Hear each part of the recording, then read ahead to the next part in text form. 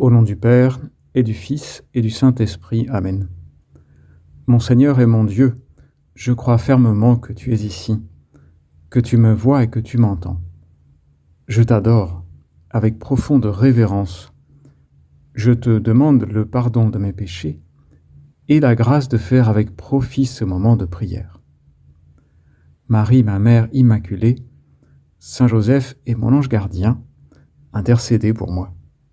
Si tu apprécies un sport en particulier, tu es peut-être impatient de savoir chaque année qui sera sélectionné dans l'équipe nationale de football, de basket. J'ai remarqué récemment que le journal L'Équipe propose aux internautes de faire leur propre sélection des 33 joueurs français pour la Coupe du Monde de rugby 2023 qui commencera en septembre en France. Après, on verra qui sera vraiment sélectionné par les professionnels et on verra aussi les sélections des autres pays qui ont de grandes équipes de rugby. Ou alors, autre expérience, si tu n'es pas très fort ou très forte en sport, tu as déjà fait l'expérience de ne pas être sélectionné ou de l'être parmi les derniers. On a tous vu ça. Un match s'organise entre amis ou dans une cour de récréation. On choisit 2 capitaines qui, à leur tour, vont choisir des joueurs tour à tour. Les meilleurs joueurs partent en premier et à la fin, il y a un petit reste dont personne ne semble vraiment vouloir, mais ils finissent par être pris. L'évangile d'aujourd'hui évoque le choix des 12 apôtres par le Christ. La sélection des 12. En ce temps-là, Jésus appela ses 12 disciples et leur donna le pouvoir d'expulser les esprits impurs et de guérir toute maladie et toute infirmité. Là, il ne s'agit pas du domaine sportif. Ce sont 12 personnes à qui Jésus va donner des pouvoirs. Et certainement, les gens se demandent, mais qui va-t-il prendre ? Et puis après coup, il y a une légitime fierté chez ceux qui ont été choisis. Voici donc, dit saint Matthieu, les noms des 12 apôtres. Le premier, Simon, appelé Pierre, André son frère, Jacques fils de Zébédée et Jean son frère, Philippe et Barthélemy, Thomas et Matthieu le publicain, Jacques fils d'Alphée et Thaddée, Simon le Zélote, et Judas l'Iscariote, celui-là même qui le livra. Oui, Jésus a choisi quelqu'un qui allait le livrer. C'est aussi arrivé à d'autres gens au fil de l'histoire, des personnes trahies par quelqu'un de confiance ou par un ami.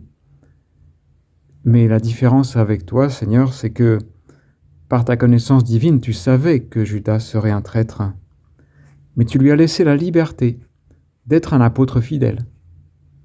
Judas aurait pu choisir ça, évangéliser une partie du monde. Il a vraiment été libre dans sa décision. Il a pris la mauvaise, malheureusement pour lui. Mais il avait tout ce qu'il fallait pour être appelé. La sélection donc de Jésus est assez étonnante. Un professionnel n'aurait pas agi ainsi. D'habitude, le sélectionneur prend les meilleurs, techniquement, mentalement. Il prend aussi des gens qui s'entendront bien. Mais on constate que parmi les 12, il y a par exemple un publicain et un zélote. Le publicain, c'est Matthieu, qui a exercé une activité considérée comme totalement impure, collecteur d'argent, collecteur d'impôts, au service des Romains. Et le zélote, c'est Simon, non pas Simon-Pierre, mais Simon le zélote, ce qui signifie le jaloux, le passionné. Il existait d'ailleurs à l'époque un mouvement nationaliste des zélotes, auquel peut-être il appartenait, ou alors simplement ce Simon brûlait de zèle pour servir Dieu. Dans tous les cas, Simon se situe aux antipodes de Matthieu. Et pourtant, ils sont appelés tous les deux. Jésus, disait Benoît XVI, appelle ses disciples des horizons sociaux et religieux les plus divers, sans aucun préjugé. Ce sont les personnes qui l'intéressent, pas les catégories sociales ou les étiquettes.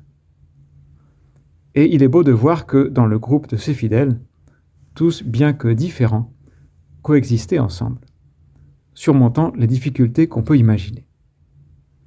Et quelle était l'explication de cette unité malgré les divergences ?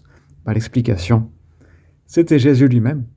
Jésus lui-même était le motif de cohésion, dans lequel ils se retrouvaient unis.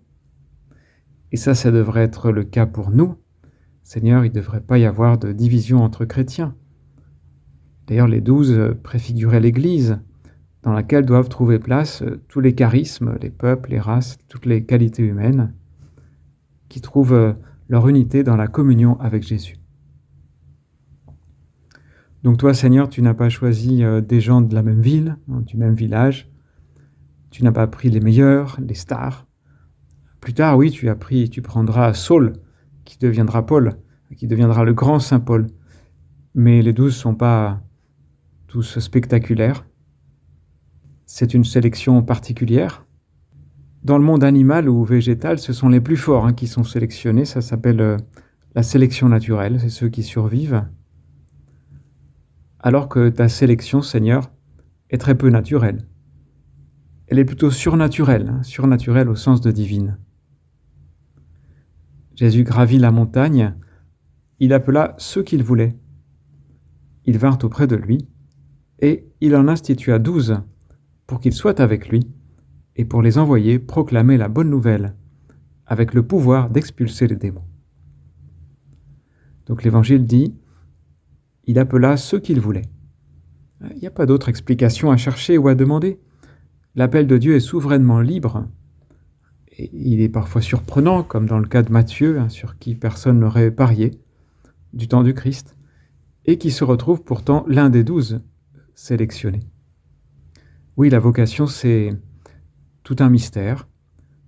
Il existe justement un livre du pape Jean-Paul II que je te recommande. C'est spécialement parlant, peut-être spécialement pour des jeunes.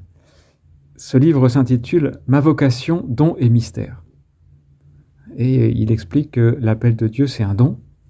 C'est un très grand cadeau que le Seigneur fait à une âme en l'appelant à la vie sacerdotale ou à la vie religieuse, ou aussi au don total de soi en restant dans le monde et en partageant la vie des gens.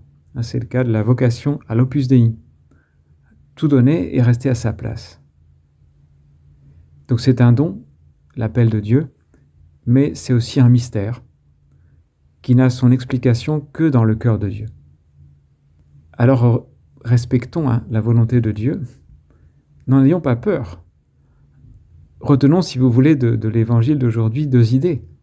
La première, c'est que il n'est jamais trop tard pour devenir une bonne personne. Alors même si on a mal commencé sa vie, pensons-nous, même si l'année scolaire n'a pas été formidable, même si on n'est pas fier de soi, ou peut-être même on s'est coupé de certaines personnes, par mauvaise humeur ou par manque de miséricorde. Eh bien, Matthieu est devenu un grand saint, alors qu'il partait d'un point plutôt éloigné de la sainteté, du moins selon l'opinion commune. Sachons, et c'est absolument sûr, que Dieu n'est jamais fatigué de nous. Dieu nous aime comme nous sommes, il nous demande d'être saints à partir de ce que nous sommes, mais il ne nous retire pas sa confiance. Donc c'est jamais trop tard pour changer. Et voilà, profitons de l'été, profitons des camps, si tu fais un camp ou quelque chose, des JMJ si tu y vas, profitons de tous les moments de grâce de Dieu. Et puis une deuxième chose à retenir de cet évangile, ça peut être que les choix de Dieu peuvent nous surprendre. Les choix de Dieu sur les autres, et aussi le choix de Dieu sur nous. Oui, il ne faut jamais se considérer comme inutile, ou pas concerné, non, ça c'est pas pour moi. Non, face à une possibilité de don total, que peut-être tu as envisagé pour toi, que tu commences à percevoir, tu peux te dire, sans présomption, en respectant après le jugement de l'Église, mais enfin, tu peux te dire sans présomption, oui, pourquoi pas moi? Même si ça me paraît grand, ou trop grand peut-être. Pourquoi je ne serais pas sélectionné? Si tout dépend, en définitive, de la liberté et de la bonté de Dieu. La vocation n'étant pas une ambition, c'est pas un projet personnel, c'est un projet de Dieu. Mais si je me sens appelé, pourquoi pas moi? Que Notre-Dame veille sur notre été, qu'elle veille sur notre âme et nous aide à discerner, à regarder ce que Dieu veut de nous. Je te remercie, mon Dieu, des bonnes résolutions, des actes d'amour et des inspirations que tu m'as communiquées dans cette méditation. Je te demande de m'aider à les mettre en pratique. Marie, ma mère immaculée, Saint Joseph, mon Père et Seigneur, mon ange gardien, intercédez pour moi.